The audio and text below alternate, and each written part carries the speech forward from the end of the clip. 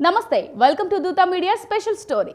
కేంద్రంలో అధికారంలో ఉన్న కమలం పార్టీ దక్షిణాదిలో పాగా వేయాలని గట్టిగానే ప్రయత్నాలు చేస్తోంది.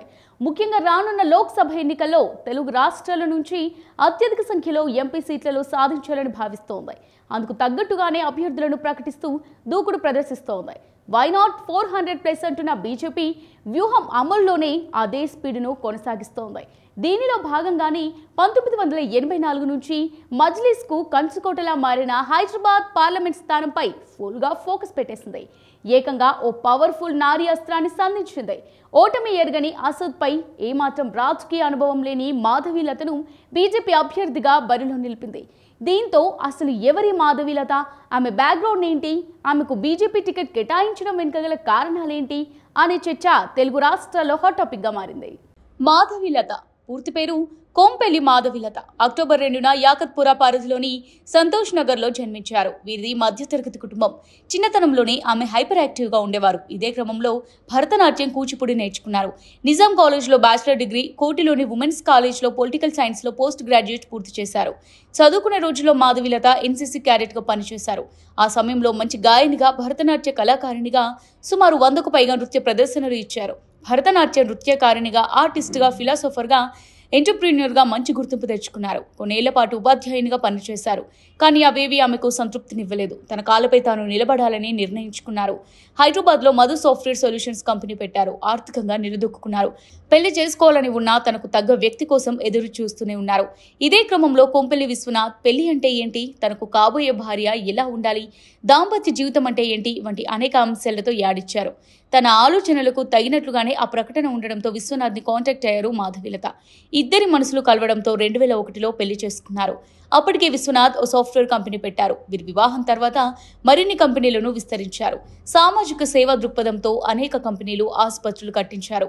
చివరిగా విరించి ఆసుపత్రి నిర్మించారు. ఈ దంపతులకు 3 సంతానం. ప్రజెంట్ మాధవీలత విరించి హాస్పిటల్ CMDగా బాధ్యతలు నిర్వర్తిస్తున్నారు. 2 ఏళ్లుగా పాతబస్తీ వేదికగా గోశాలతో పాటు భారీ యజ్ఞశాల ఏర్పాటు చేసి వైదిక కార్యక్రమాలు, సేవా కార్యక్రమాలు నిర్వహిస్తూ వస్తున్నారు మాధవీలత. ముస్లిం వర్గాలకు అన్ని విధాలుగా సాయం చేస్తున్నారు. అనేక యూట్యూబ్ ఛానల్స్కి వరుస ఇంటర్వ్యూలు ఇస్తూ సోషల్ మీడియా సెలబ్రిటీగా నిలిచారు. ఇలా కొనసాగుతున్న తన జర్నీలో ట్రిపుల్ తలాక్కు వ్యతిరేక పోరాటం చేయడంతో మరింత పాపులారిటీ పెంచుకున్నారు కొంపెల్లి మాధవి. ఆమె మాటలు, ఆమె ఎక్కుపెట్టే ప్రశ్నలు చూస్తే తూటాలను తలపిస్తాయి. హిందూ మతవక్తగా ప్రసిద్ధి చెందిన ఆమె హిందువులు, ముస్లిం అనే భేదం లేకుండా సమస్యలపై పోరాటం చేస్తున్నారు. తన లోపాముద్ర చారిటబుల్ ట్రస్ట్, లతామా ఫౌండేషన్ ద్వారా వివిధ ఆరోగ్య సంరక్షణ, విద్య, ఆహార పంపిణీ వంటి అనేక రకాల సేవా కార్యక్రమాలు చేస్తున్నారు. ముఖ్యంగా మాధవీలత హిందూ ధర్మ ప్రసంగాలు తరచూ సోషల్ మీడియాలో వైరల్ అవుతుంటాయి. పవర్ఫుల్ హిందుత్వవాదిగా పేరు తెచ్చుకున్న 49 ఏళ్ల మాధవీలతకు బీజేపీ అధిష్టానం ఏకంగా హైదరాబాద్ పార్లమెంట్ సీటు కేటాయించి ఆశ్చర్యపరిచింది. మజ్లిస్ ఓటమి ఎరగని నేతగా ఉన్న అసదుద్దీన్పై పోటీ చేయడం రాజకీయ వర్గాల్లో హాట్ టాపిక్గా మారింది. వాస్తవానికి హైదరాబాద్ పార్లమెంట్ స్థానం నుంచి ఎవరు పోటీ చేసినా ఎంఐఎం అధినేత అసదుద్దీన్ ఓవైసీని ఓడించడం చాలా కష్టమని చెప్పవచ్చు. ఎందుకంటే 2004 నుంచి అతను హైదరాబాద్ లోక్సభ నియోజకవర్గం నుంచే ప్రాతినిధ్యం వహిస్తున్నారు. 1984లో ఓవైసీ తండ్రి సుల్తాన్ సలావుద్దీన్ ఓవైసీ గెలిచినప్పటి నుంచి హైదరాబాద్ లోక్సభ నియోజకవర్గం అతని కుటుంబానికి, మస్లీజ్కి కంచుకోటగా మారిపోయింది. 2004 నుంచి 2019 వరకు ఈ స్థానం నుంచి అసదుద్దీన్ ఓవైసీ వరుసగా విజయాలు నమోదు చేస్తున్నారు. అయితే ఈసారి అసదుద్దీన్పై పోటీగా హిందుత్వ ఫేమ్ అయిన మాధవీలతను బీజేపీ బరిలోకి దింపింది. ఆమె అసదుద్దీన్పై తరచుగా విమర్శలు చేస్తుంటారు.